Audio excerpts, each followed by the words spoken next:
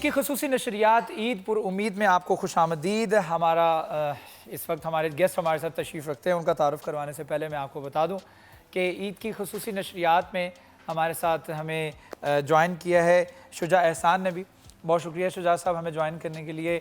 आप मारूफ सिंगर हैं, फैसलाबाद की आवाज़ हैं, फैसलाबाद को रिप्रेजेंट कर रहे हैं। उसके साथ साथ हमारे साथ मौजूद हैं ईथम कॉलेज के मास्टर शेफ़ भी सादिया ज़ीशान, और उनके साथ साथ शेफ़ मुस्कान भी हमारे साथ इस वक्त मौजूद हैं।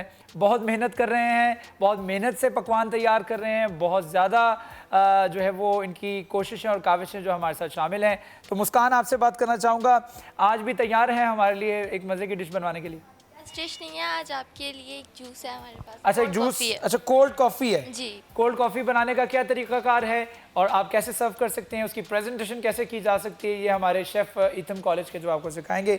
कोल्ड कॉफ़ी बनाने का तरीका क्या होगा ये मैं आपसे आके सुनूंगा, लेकिन उससे पहले मैं अपने गेस्ट इंट्रोड्यूस करवा देता हूँ। हमारी ईद ट्रांसमिशन के खुसूसी आज के जो गेस्ट हैं, वकार नासिर साहब हमारे साथ तशरीफ़ रखते हैं। आप साहब सेंट्रल चेयरमैन है पाकिस्तान यार्ड मर्चेंट्स एसोसिएशन के, सूतर मंडी से आपका ताल्लुक़ है। इसके साथ साथ साहब का जोनल चेयरमैन भी रहे हैं आप पाइमा के, आपको बहुत वेलकम करते हैं। उनके साथ साथ आपकी वाइफ भी हमारे साथ तशरीफ़ रखती हैं। आपको भी आंटी बहुत शुक्रिया, thank you so much for joining us. आपके साथ हमेशा से हमारा ईद का ताल्लुक़ रहा है, रमज़ान का ताल्लुक़ रहा है, और कभी हम आपके पास आते हैं, कभी आप हमारे मेहमान बनते हैं। तो बहुत शुक्रिया हमें ज्वाइन करने के लिए। कैसी गुजर रही है? अल्हम्दुलिल्लाह बहुत अच्छी गुजर रही है। पहले तो आपका शुक्रिया अदा करता हूँ कि आप हमेशा हमें याद रखते हैं, तो ये आपकी मेहरबानी है।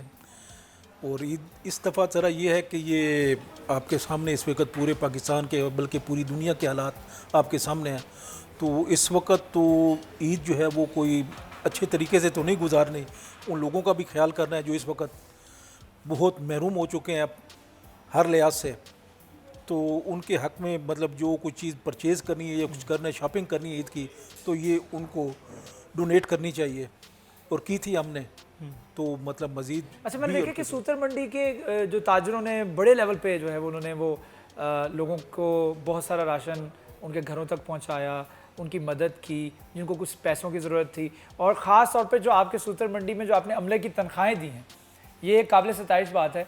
और मैंने देखा कि काफ़ी लोगों ने दिए। क्या कहेंगे? अल्हम्दुलिल्लाह, एक तो तनख्वाहें दी, प्लस उनको बोनस भी दिया ईद जो होता है उसमें भी कोई कमी नहीं की, और नकदी भी बहुत दी है, और जो राशन भी था वो भी बहुत तकसीम किया है। अल्हम्दुलिल्लाह हमारी सूतर मंडी में मतलब ये जो रिफाई काम है इसमें अल्हम्दुलिल्लाह बहुत बढ़ चढ़ के हिस्सा लेते हैं और कभी भी पीछे नहीं हटते। ठीक है वकार भाई, मैं इस पर गुफ्तगू करना चाहूँगा कि ईद पर खुसूसी डिश जो आप फरमाइशी तैयार करवाते हैं घर पे, वो क्या होती है? आप बता दें, नहीं तो मैंने आंटी से पूछ लेना है। देखिए, मैं तो मतलब सुबह के टाइम तो इनके लिए जो सवैयाँ होती हैं वो इनको पता ही होता है, वो मिलनी होती हैं हमें। ठीक है। तो बाकी दोपहर में पुलाव वगैरह का वो। तो भाभी आप बताइएगा कि आप खाने में ज़्यादातर क्या इनकी फरमाइश पे बनाती हैं या आपकी मर्जी चलती है ईद वाले दिन? नहीं, फरमाइश घर वालों की भी होती है। सुबह पता है ईद है तो सिवैयाँ तो बनेंगी ही बनेंगी। वो दूध वाली मीठी सिवैयाँ सब बड़े शौक़ से खाते हैं। वो बल्कि रात को ही तैयार कर लेते हैं कि सुबह ठंडी फ्रिज में रख देते हैं, ठंडी हो जाती हैं। सुबह नमाज़ पढ़ के आते हैं सब, वो ज़रूर पहले वो खाते हैं। फिर दोपहर का इनसे भी पूछते हैं भाई लंच में क्या खाएँगे। सबका दिल ज़्यादा तो यही होता है कि पुलाव हो जाए, बिरयानी, बेचले आसानी हो, रोटी वगैरह ना हो, ऐसी कुछ ही चीज़, और साथ एक सालन बन जाता है।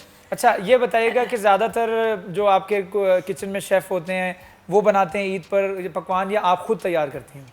नहीं, वो हेल्पर होते हैं हमारे साथ, वो बना देते हैं कि हमने थोड़ा सा वॉच तो करना होता है, देखना तो है ना। नहीं, वो कई ख़वातीन होती हैं जी, चाहे खान साहबा बना रहे हैं लेकिन मैंने सर पे खड़े रहना है, ये इसमें इतना ऐड करो, ये इसमें इतना ऐड करो, वो अथॉरिटी आप लेती हैं? ऐसे ही है बिल्कुल। उन्हें बताना होता है कि थोड़ा सा आज ईद के दिन कोई बदमज़गी ना हो जाए, कोई चीज़ ये ना हो कि कुछ मिर्च मसाले में कमी आ जाए। हर कोई ईद की वजह से मसरूफ़ भी होता है, फिर भी अपनी निगरानी में थोड़ा होता है, ध्यान करते हैं कि ज़्यादा दिन ईद का किचन में तो नहीं गुजरता? नहीं किचन में नहीं गुजरता? नहीं, किचन खुद भी तैयार होती हैं? इतना ज़्यादा क्या पकना होता है, एक दो चीज़ें पकती हैं वो तैयार। अच्छा, कुछ बाहर का प्लान बनता है या घर पे ईद गुजारते हैं नॉर्मली? नहीं, जाते हैं इस शहर में मेरी बेटियाँ ब्याही हुई हैं, उधर जाते हैं। अब ज़्यादा लंबा चौड़ा तो दूर नहीं इतना कहीं जा सकते, कोई हमारे यहाँ आ जाता है। ये ज़्यादा है कि बेटियों के यहाँ जाते हैं। ईद जो हुई तो बेटियों से मिलने जाते हैं। ठीक है। वही साल तो मुझे लग रहा है वैसे वो भी हमें ज़रा एहतियात ही करना होगी। अगर जाना भी है तो हमें ज़रा सोशल डिस्टेंसिंग रखना होगी, सैनिटाइजर्स का इस्तेमाल करना होगा, मास्क का इस्तेमाल होगा। हमने देखा है कि सूतर मंडी में काफ़ी लोगों ने, वकार भाई, मास्क भी जो है वो तकसीम किए, उसके साथ साथ जो सैनिटाइजर्स हैं वो तकसीम किए। ये सिर्फ तकसीम करना मकसद नहीं होता, मकसद होता है लोगों के अंदर अवेयरनेस देना कि इसका इस्तेमाल कितना ज़रूरी है। तो आप इसमें बताइएगा कि क्या वाकई में हकीकी तौर पर सूतर मंडी इस चीज़ को फॉलो कर रही है, प्रिकॉशनरी मैं मेजर्स? तो ये कहूँगा कि आप पूरे फैसलाबाद में जब आप कंपेयर करेंगे ना, तो मेरा ख्याल में हमारी जो सूतर मंडी है वो नंबर 1 होगी, जिसने मुकम्मल एहतियात की है हर लिहाज से। हर लिहाज से हर लिहाज से। अच्छा, टाइमिंग का क्या इशू है? टाइमिंग टाइमिंग का मैं मुझे सुना था कि सूतर मंडी का खुलती ही 3 बजे है, तो हम 5 बजे किस तरह बंद कर सकते हैं? लेकिन मतलब अब किया, बल्कि हमने 4:30 बजे जो है ना, वो जो हमारे गार्ड होते हैं वो भी सब बजाना शुरू कर देते हैं कि ताकि आप बंद कर दें, और 5 बजे मुकम्मल जो है ना बंद कर देते हैं। ओपन कितने बजे हो रही है? ओपन वैसे तो 9 बजे तक होती है, बैंक टाइमिंग जो होती है बैंक के साथ 10 बजे 9-10 तक होती है, लेकिन लोग अक्सर जोर की नमाज पढ़ के जो है वकार ना भाई वो आप आते भी हैं। बैठे हैं, मैं भी बैठा हूँ, हमें पता है, मैं भी 5-6 साल से बिजनेस को देख रहा हूँ, फैसलाबाद के बिजनेस को देख रहा हूँ। पिछली हिस्ट्री में पहली दफ़ा ही मेरे ख्याल में हुआ है कि फैसलाबाद की सूतर मंडी सुबह 10 बजे खुलना शुरू हुई है। ये तो देखें, वैसे तो अगर आप एक चीज़ के ऊपर गौर करें तो हमारा इस्लाम क्या कहता है, वो तो कहता है कि आप फजर पढ़ें और काम पे चले जाएं। आप पूरे यूरोप में जब जाएंगे ना तो आपको नज़र आएगा कि वो लोग सुबह उठ के ना काम पे चले जाते हैं और शाम को मगरिब की नमाज से पहले पहले घर होते हैं। तो तरीका इस्लाम का तो यही है। तो अब ये भी मतलब अगर इसको अपनाएं तो हमें उसमें फ़ायदा ही बहुत है। आप ये जो रात 12-1, 2-2 बजे तक खुले रहते हैं, या हमारी बिजली की जो शॉर्टेज होती है वो कवर हो जानी है। मतलब हर लिहाज से फ़ायदा कि अगर आप टाइम हर पे लिहाज से करें, फायदा हर है। दिन में आपको सूरज होगा, जाहिर बात है एनर्जी उस तरीके से नहीं उसका चाहिए, फ़ायदा आपको उठाना चाहिए। उसका फायदा उठाना चाहिए, और सूतर मंडी इसको फॉलो कर रही है। लेकिन इससे पहले मैं बता दूं कि सूतर मंडी जो है वो 2 से 3 बजे खुला करती थी और शाम को 8-9 बजे तक चला करती थी, और जहाँ पर जितने भी कारोबारी हजरात आते थे वो सो के उठते 2 बजे थे, 12-1 बजे सो के उठते थे। देखिए हर रमज़ान में जो है ना वो तो हम फॉलो करते हैं कि रमज़ान में मगरिब से पहले बंद हो जाना होता है। तो यही अगर पूरा साल हम कर लें और सारे बाजार ऐसे कर लें तो क्या बात है, ज़बरदस्त हो जाएगा जी। हमारी टाइमिंग्स बच जाएंगी, हमारे अखराजात बच जाएंगे, हमारे बिजली के बिल बच जाएंगे, हमारी बहुत सारी बचत होगी, और फैमिली को टाइम दे सकेंगे आप। हाँ जी, कुदरती फैमिली को टाइम दे सकेंगे और कुदरती एक पैटर्न जो है उसको फॉलो कर सकेंगे। सुबह जो घर पे होते हैं जेंट्स वो ज़्यादा टाइम सो के गुजारते हैं, फैमिली को तो इतना टाइम नहीं ना देते। वो सो के ऑफिस से देर से आए, अगर सुबह जल्दी उठेंगे, ऑफिस चले जाएंगे, टाइम से वापस आएंगे तो फैमिली के लिए भी टाइम बचेगा, बच्चों के पास भी बैठना होगा। कई दफ़ा तो ऐसा होता है कि बच्चे जाते हैं तो बच्चे स्कूल होते हैं, वापस आते हैं तो बच्चे सो रहे होते हैं। मैंने एक फैमिली मैगजीन था वो मैं पढ़ रहा था वकार भाई, मैं भाभी की बात से मुझे याद आ गया। उसमें वो एक बच्चा छोटा सा वो अपने अब्बा के पास आके कहता है, अब्बा उसके कमाते हैं जी $500 तो $1000 तो $3000 पर आवर, 1 घंटे का $3000 कमाते हैं। और वो खबरों में चलता है जी $3000 माशाल्लाह, he is the richest person, और अमीर तरीन आदमी है जो कि $3000-5000 1 घंटे का कमाता है। तो वो अपने अब्बा का इंटरव्यू देख रहा होता है बच्चा, वो अपने अब्बा को आके $5000 देता है, अब्बा ये मैंने कुछ जमा किए हैं पैसे, तो ये रख लें आप। तो कहता है मैंने क्या करना बेटा? वो कहता है आप ये रख लें, मैं आपसे 1 घंटा खरीदना चाह रहा हूँ, मुझे आप अपनी ज़िंदगी का 1 घंटा दे दें, मैंने आपके साथ पार्क जाना है, कुछ यादें समेटनी है, ताकि ये यादें जो है मेरे हाफजे का हिस्सा रह जाएं। आप अपने काम पर कुछ जो परफॉर्मेंस देते हैं मे भी आपको याद ना रहे, आप अपने ऑफिस के अंदर जो परफॉर्मेंस देंगे शायद आपको याद ना रहे, लेकिन अपने पोते के साथ बताया हुआ वक्त जो है वो आपको हमेशा याद होगा, अपने बेटे के साथ बताया हुआ वक्त जो आपको उसके बचपन का होगा वो आपको हमेशा याद होगा। तो ये फैमिलीज़ के साथ मिलना घुलना मिलना, हमें नेचर, हमें कुदरत कह रही है कि आप वापस अपने पैटर्न पर आओ, और जहाँ से इंसान शुरू हुआ था, सुबह उठता था, शाम को घर वापस आता था, रिज़्क़ कमा के, उसके बाद खाना खाता था, नमाज इशा की पढ़ता, अल्लाह ताला का शुक्र अदा करता था, फिर सो जाता था। बिल्कुल, थोड़ा टाइम बच्चों को दिया, फैमिली को दिया, मिल के बैठे सारे। अब कई दफ़ा ऐसा होता था कि अगर डिनर पे भी नहीं सारे इकट्ठे हो सके, कोई ऑफिस गया हुआ है अभी तक वापस नहीं आया, लेट आ रहे हैं, वापस आ रहे हैं। लेकिन आपको देखा होगा आपने कि 2 महीने में नोट किया होगा कि आप तो आमने सामने डिनर हो रहा है। वकार भाई बहुत हंस रहे हैं, उनसे मैं पूछूंगा कि क्यों हंस रहे हैं, क्या वजूहात हैं। तो मैंने लॉकडाउन की बात की है तो उनके चेहरे पर हंसी आ गई कि घर पे रहता हूँ मैं। चलो उनसे बात करेंगे, लेकिन उससे पहले वकार भाई मैं किचन में जाऊँगा। हमारे साथ हमारे मास्टर शेफ़ मौजूद हैं, सादिया ज़िशान हैं, और उनके साथ साथ मुस्कान है। अस्सलाम वालेकुम वंस अगेन, मैं फिर आ गया। Thank you so much for welcoming मी। आपके स्माइल में आपकी वेलकम जो है शामिल है। तो आज बात करते हैं, आज हम बनाने जा रहे थे कोल्ड कॉफ़ी। कोल्ड कॉफ़ी बनाने का क्या तरीक़ाकार है ये बता दीजिएगा, उसको स्टार्ट कहाँ से करना है, कौन कौन से इंग्रेडिएंट्स इस्तेमाल होने हैं। मुस्कान आप बताएं। आज मुस्कान बताएं। जी मुस्कान। कोल्ड कॉफ़ी में सबसे पहले हम लोग मिल्क ऐड करते हैं। मिल्क आपने ऐड कर लिया, कितना मिल्क लेना है आपने? के लिए मिल्क 1 कप ऐड एक कर लें। अच्छा एक जी, कप मिल्क उसके बाद हम लुक वार्म वाटर में कॉफ़ी को ऐड करके उसको वार्म वाटर mild में कर आपने लेते गर्म हैं। पानी के अंदर कॉफ़ी को ऐड करके जी। उसमें माइल्ड कर लिया, ठीक उसके है। बाद इसमें क्रीम जाएगी, क्रीम आ गई, शुगर शुगर और उसके बाद हमारे पास चॉकलेट है और आलमंड्स है। चॉकलेट जो है आपने इसको खुद इसको क्रश किया है इसको chocolate। क्रश किया है। जी। चॉकलेट आपने कोई भी ब्रांड की ले लेनी है, जी, उसको किसी क्रश भी कर लेना है, ब्रांड उसके की। साथ आलमंड है उसको भी क्रश कर लेना है। जी, बिल्कुल। उसके साथ आपकी क्रीम है, शुगर है, दूध है और कॉफ़ी जो उन्होंने गर्म पानी के अंदर मेल्ट की हुई है। इसको बनाना कैसे है ये बता दीजिए। इसको हमने सिंपल ब्लेंडर में डाल के इन सबको ब्लेंडर में डाल के, ingredients shake together. ठीक है। और इसके अंदर आइसक्रीम भी ऐड ये तो करेंगे। फिर मैं भी बना सकता हूँ। आइसक्रीम भी जी जी, बिल्कुल बहुत आपने इजी है। ये तो आप आ जबरदस्त जाएं। नहीं मैं बनाऊंगा अभी नहीं बनाऊंगा, लेकिन मैं बनाऊंगा क्योंकि हमारे गेस्ट मौजूद हैं। गेस्ट के सामने जो चीज़ पड़ी होनी चाहिए वो परफेक्ट पड़ी होनी चाहिए। बिल्कुल। तो मैं शायद अभी जो बनाऊं तो वो उस तरीके से उस लिहाज से परफेक्ट ना हो, शायद ठंडा कम हो जाए, चीनी कम हो जाए। तो बहरहाल इसको आप बनाना शुरू करें। All the best, thank you so much for joining us. Sadia Zeeshan chef और इसके साथ साथ मुस्कान शेफ़ हमारे साथ मौजूद हैं ईथम कॉलेज से। मैं शुजा एहसान की तरफ रुख करूँगा। अस्सलाम वालेकुम शुजा, वंस अगेन आपको ईद मुबारक हो। वालेकुम अस्सलाम, खैर मुबारक, आपको भी ईद मुबारक। कैसे हैं आप, ठीक ठाक हैं? अल्हम्दुलिल्लाह, आप बताएं ठीक है? जी अल्लाह का शुक्र। कैसी गुजर रही है ईद? माशाल्लाह फैंटास्टिक। मगर ये है कि थोड़ा दुख इस बात का, हम अपने दोस्तों से अजीज़ों से मिलने नहीं जा पा रहे सोशल डिस्टेंसिंग की वजह से। तो उन दोस्तों मगर से अच्छा है। जिनसे आज नहीं मिल पाए आप इस ईद पर, उनके लिए उनको एक गाना डेडिकेट करना चाहेंगे आप?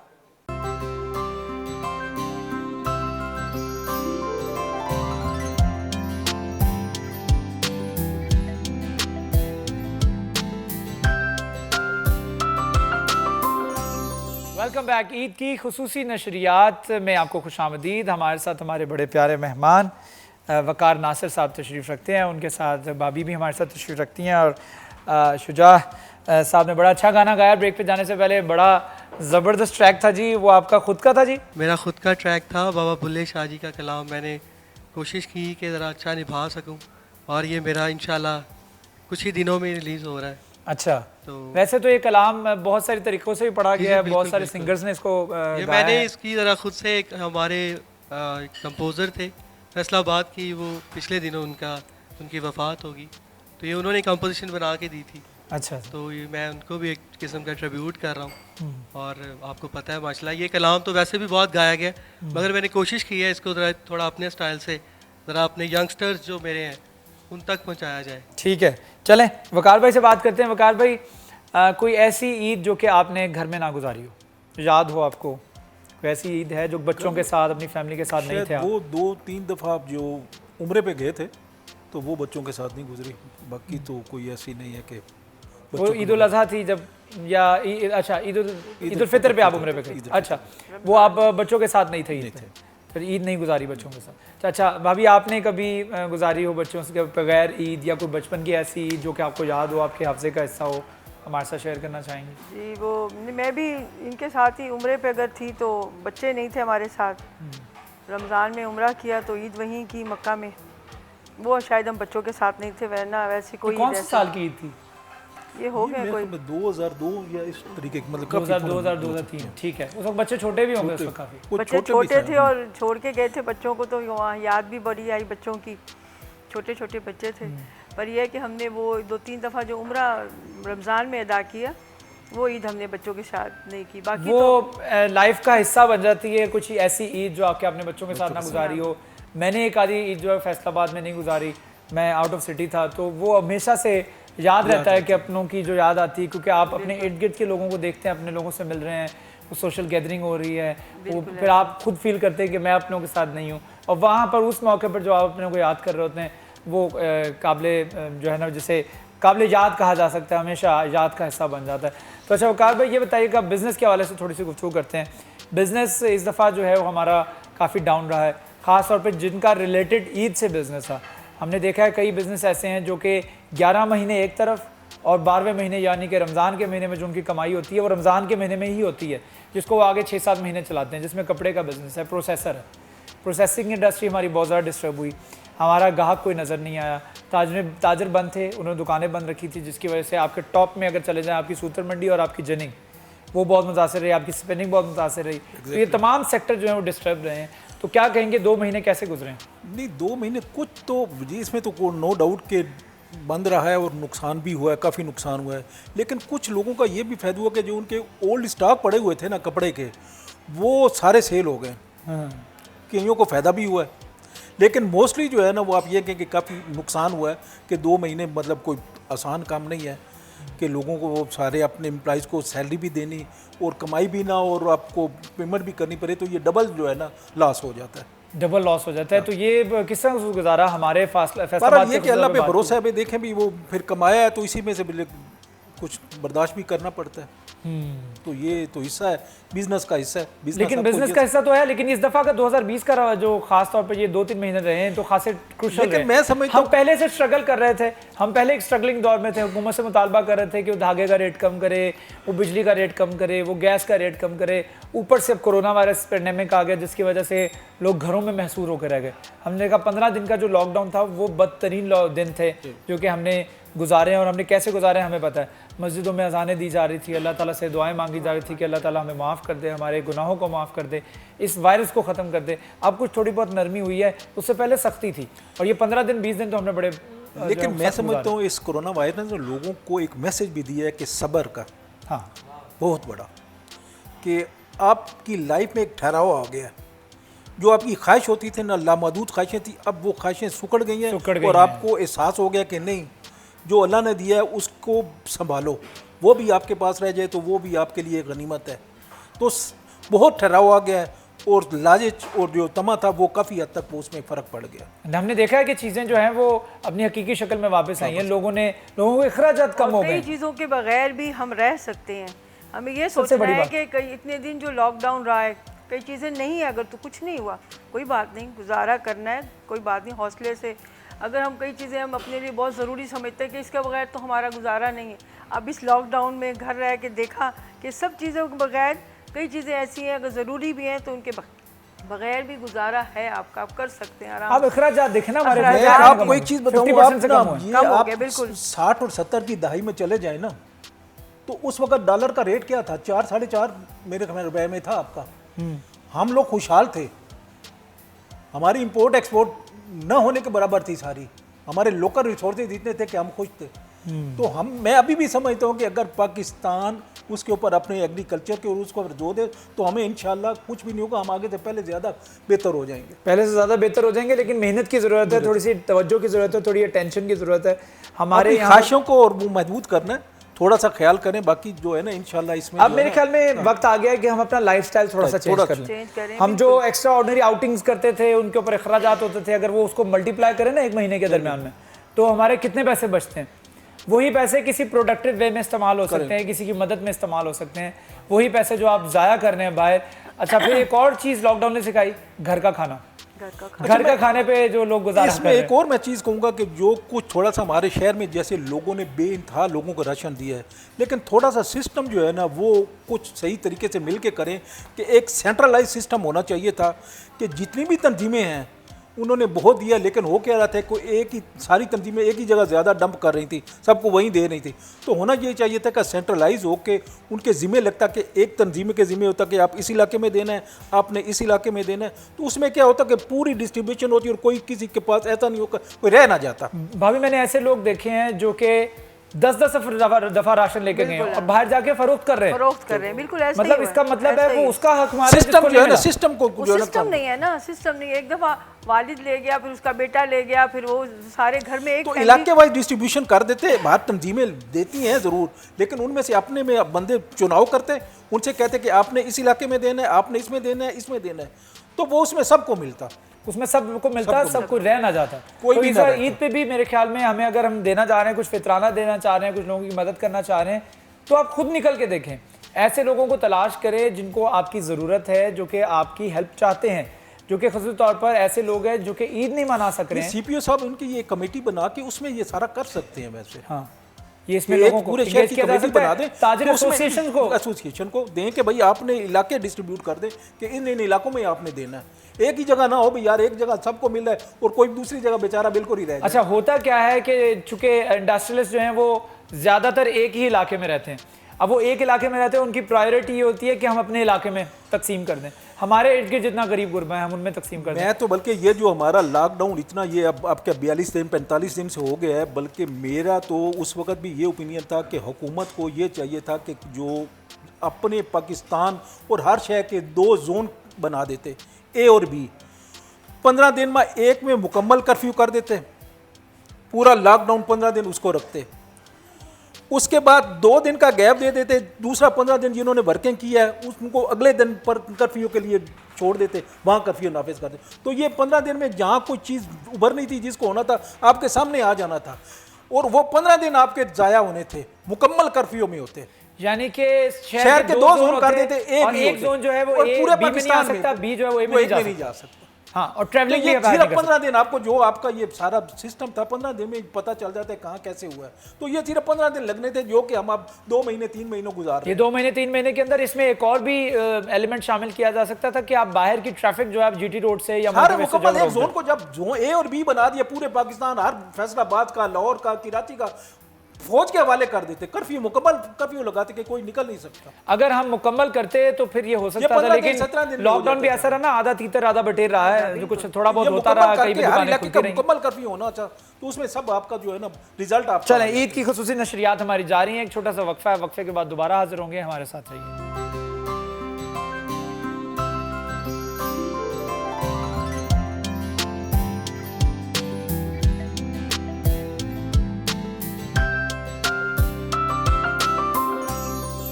जबरदस्त, बहुत, व्हाट एन एंडिंग, माशाल्लाह, जबरदस्त। वो मतलब आपने अचानक से जो एंड किया ना वो बड़ा जबरदस्त था, सस्पेंस था वो, माशाल्लाह। चलें, शुजात खान साहब माशाल्लाह बड़ी अच्छी आवाज़ है आपकी, ये भी ट्रैक आपका अपना है? जी ये मेरा अपना है और ये आज रात को रिलीज होगा इंशाल्लाह। आज रात को ही रिलीज होगा। चलें, ईद पे आप रिलीज कर रहे हैं सॉन्ग को, बड़ा अच्छा सॉन्ग है माशाल्लाह। उम्मीद करते हैं कि ये लोगों दिल को की बात है। अच्छा, ये ना बुलावे तभी चंगा लगता है, ठीक कर है, सकते हैं। फिर भी सज्जन ही है। फिर भी सज्जन है, ठीक है। शुजात खान साहब हमारे साथ तशरीफ रखते हैं, बड़ी अच्छी आवाज़ माशाल्लाह। वकार नासिर साहब से गुफ्तगू हो रही थी, भाभी भी तशरीफ रखती हैं। वकार भाई, हम बात कर रहे थे बिज़नेस के हवाले से, किफ़ायत शुआरी के हवाले से और ईद के हवाले से। अच्छा, ईद के हवाले से ख़ास तौर पर बात करें तो ईद की जो खुशियाँ होती हैं वो बांटने से ही बढ़ती हैं, लेकिन इस दफ़ा की ईद हमने देखा है कि कोविड-19 की वजह से हमें बड़ी लिमिटेड सी गुजारनी पड़ रही है, लेकिन हमने इसमें उन लोगों को भी याद रखना है, जिस तरह से आपने बताया कि जोन ए और जोन बी अगर बना दिया जाए और उसमें लोगों की हेल्प की जाए, या MPMNAs और कारोबारी एसोसिएशंस जो हैं बड़ी बड़ी, उनके ज़िम्मे लगा दिए जाए कि आपने इस इलाके में देना है, तो फिर मेरे ख्याल में एक भी शख्स ना रहे कि जिसको राशन ना मिल सका हो। तो मेरे ख्याल में ये हमें अगर यूनाइटेड हो जाए, हम अगर ये सोचेंगे कि जी आप तो पाकिस्तान सूतर मंडी से हैं, यार्ड मर्चेंट एसोसिएशन से हैं, फलां जो है वो चैम्बर ऑफ कॉमर्स से हैं, तो वो मतलब ये नंबर बनाने का वक्त नहीं है। हाँ। मैं ये कहूँगा कि नंबर बनाने का वक्त नहीं है, जो ज़रूरतमंद है वहाँ पहुँचना चाहिए। तो उसका सही तरीका ये है कि जो है ना वो जोन होने चाहिए, वहाँ जाना चाहिए हर लिहाज से, हर तंजीमों के एक अपने में से बना लें कि हर इलाके दे दें, हर इलाके में जाएँ यार, ये सब बंदे सेलेक्ट कर लें कि इन्होंने इसमें देना, इसमें देना, ठीक है। अच्छा भाभी, ये बताएं कि अगर आपको एक मौका मिले कि आपने ईद गुजारनी है वकार भाई के साथ, और किस मुल्क में जाना चाहेंगी, या किस एरिया में, या किस शहर में, या किस इलाके में गुजारना चाहेंगी? सिर्फ आप हैं और साथ वकार भाई हैं और बच्चे भी नहीं हैं, जैसा मैंने पहले बात की थी कि बच्चे नहीं हैं, और ऐसी कोई ईद नहीं, मैं ईद की बात नहीं कर रहा हूँ, मैं खास पर बात कर रहा हूँ। बच्चे तो वैसे भी अब सब शादीशुदा हो गए हैं, तो वो तो उन्होंने अपने फैमिली के साथ ही गुजारना है। नहीं, फिर भी एक कोई एरिया हो, घर से दूर हो, घर से दूर हो, कोई एक एरिया बताना आपने कि ये एरिया है जहाँ पे मैं ईद गुजारना चाहूँगी एक दिन वकार भाई के नाम, एक दिन। मतलब फैमिली कोई अपने रिश्तेदार भी ना हो, रिश्तेदार भी ना हो, फैमिली भी ना हो, बच्चे भी ना हो, वकार भाई और आप एक दिन स्पेंड करना है किसी एक इलाके में या किसी एक मुल्क में, घर में ही बैठ जाए एक साइड पे, वो नहीं हो सकता। हाँ जी, घर में ही एक साइड पे। अच्छा, घर से जाना नहीं चाहती, इसका मतलब भाभी जो है वो घर पसंद करती हैं और घर में रहना चाहती हैं, मुझे लग रहा है। ये मैंने सवाल पूछा इसलिए था वकार भाई, ये कोरोना वायरस जो लगा है ना, इसने तो ना टॉलरेंस दे दिया, ये भी हमें बर्दाश्त कर रही है, हम इनको बर्दाश्त कर रहे हैं। यानी कि ये कहा जा सकता है जो हमने दिन पिछले 20-25 दिन गुजार लिए वो बहुत है। ठीक है। अच्छा वकार भाई, आपसे पूछते हैं कि बच्चों में ज़्यादा प्यार जो है वो कौन समेटता है, बेटियां या बेटा? डेफिनेटली वो बेटियां तो समेटती हैं, ये तो मतलब पहला नंबर, लेकिन बेटा भी, क्योंकि मेरे पास एक बेटा है तो वो भी, उसकी भी अपनी अहमियत बहुत है। 2 बेटियां और 1 बेटा है, ठीक है। तो बच्चों का गैप ही जैसे है, वो उनका है भी आपस में काफ़ी गैप है, 5-5 साल का गैप है। तो पहले बेटी थी तो उसको मतलब प्यार मिला, फिर बेटा हुआ 5 साल बाद, वो एक बेटा था उसको मिला, फिर छोटी बेटी वैसे ही वो लाडली होती है। अब उनके बच्चे भी आपके सबके माशाल्लाह हैं, बल्कि ये फ्राइडे को मेरे पोते की उसने कुरान मजीद ख़त्म किया, उसकी आमीन थी। अच्छा अच्छा अच्छा, पोती ने तो पहले ही ख़त्म कर लिया, तो अब उसका 7 साल का हुआ, उसने कुरान मजीद ख़त्म किया। माशाल्लाह माशाल्लाह, बहुत ज़बरदस्त, माशाल्लाह ताला उनकी इस नॉलेज में इजाफा करे। चले एक रैपिड फायर क्वेश्चन पूछते हैं आप दोनों को, तैयार हैं? ज़रूर। चले भाभी साहब से पूछूंगा, सख्त सवाल आसिफ आपकी से बात करता हूँ। चले अच्छा ये बताएगा कि वकार भाई को एक फ़िल्म ऑफ़र हो गई है, और फिल्म ऑफ़र हुई है, और उस फिल्म में वो आप उनको क्या सजेस्ट करेंगे कि वो हीरो का रोल अदा करे या विलन का रोल अदा करे? एक सजेशन देनी है, हीरो या विलन। मैं तो कहूँगी हीरो ही बने, मेरे हीरो हैं तो हीरो ही बने। हीरो बना, ठीक है। अच्छा मैं ये सोच रहा था कि कहेंगी विलन की ऑफर इसलिए देंगी क्योंकि ये ऐसा ना हो कि इनको कोई हीरोइन मिल जाए। अच्छा फिर अब हीरो बन गए, इनको हीरोइन मिल रही हैं, 2 हीरोइन इनके लिए हैं, एक कतरीना कैफ है और एक करिश्मा कपूर है। चलें लेट्स सपोज करिश्मा कपूर और कतरीना कैफ है, इनमें से कौन सी जो आप कहेंगे सजेस्ट करेंगे कि इनमें से जो है वो वकार भाई की हीरोइन होनी चाहिए मूवी के अंदर? ये हार्ड ऑप्शन है, आप दोनों नहीं मानेंगे मुझे पता है। वैसे है तो हार्ड ऑप्शन। ठीक है, कोई हीरोइन जरूरी है? वकार भाई के दिल में पता क्या आ रहा है, वो कह रहे कोई भी चलेंगे। इन दोनों में से दोनों ही कर दें, दोनों ही कर दें, ठीक है तो कोई भी चलेगी। तो कोई भी चलेगी। चले भाभी ने बात लिया, पहले उन्होंने कहा कि बड़ा हार्ड ऑप्शन है, ऐसा कोई ऑप्शन नहीं है कि नहीं हो कोई हीरोइन और अकेला हीरो। देखिए फिल्म की रिक्वायरमेंट है, हीरो तो फिल्म में भी हीरो भी तो 2 होते हैं ना, डबल रोल भी तो होते हैं ना, दोनों हीरोइनें मिल जाएंगी। हाँ ये भी सही है। चलें अब ये आपकी घर में जाके ना पूछ कुछ होगी, वापसी में जाते हुए गाड़ी में भाभी आपसे पूछेंगी ये आपने बात जो की थी ना वो दुरुस्त नहीं की, तरह घर चले आपको बताती हूँ। चले गुफ्तगू को आगे बढ़ाते हैं। गुफ्तगू कर रहे थे ईद के हवाले से, ईद मीठी ईद है, तो इसमें मुझे ये बता देते एक डिश जो आपको बहुत ज़्यादा पसंद हो सेवियों के अलावा, बहुत ज़्यादा पसंद हो, मीठी डिश या कोई मीठा वो ड्रिंक भी हो सकता है। एक सवैयाँ भी 2-3 किस्म की ये लोग बनाते हैं ना। वैसे मुझे सूजी का हलवा भी बहुत पसंद है। सूजी का हलवा पसंद है। चलें सूजी का हलवा भी मैं उम्मीद करता हूँ कि भाभी घर जाकर जो है वो आपके लिए सूजी का हलवा ही बनाएंगी। वैसे तो आज आपने सेवियाँ बहुत खाई। ये जो अंडों का हलवा है ना बहुत ज़बरदस्त बनाती हैं। Thank you so much Muskan, thank you so much. हमारी कोल्ड कॉफ़ी भी तैयार हो गई है, हमारे सेगमेंट का ख़त्म हो रहा है वक्त भी। बहुत शुक्रिया, हमारे मेहमान हमारे साथ तशरीफ़ रखते थे, आपका भी बहुत शुक्रिया। ईथम कॉलेज के हमारे साथ शेफ़ मौजूद है, आपका भी बहुत शुक्रिया। इसके साथ साथ अपने होस्ट शिराज भट्ट को भी इजाज़त दीजिए, कल दोबारा मुलाकात होगी। अल्लाह हाफ़िज़।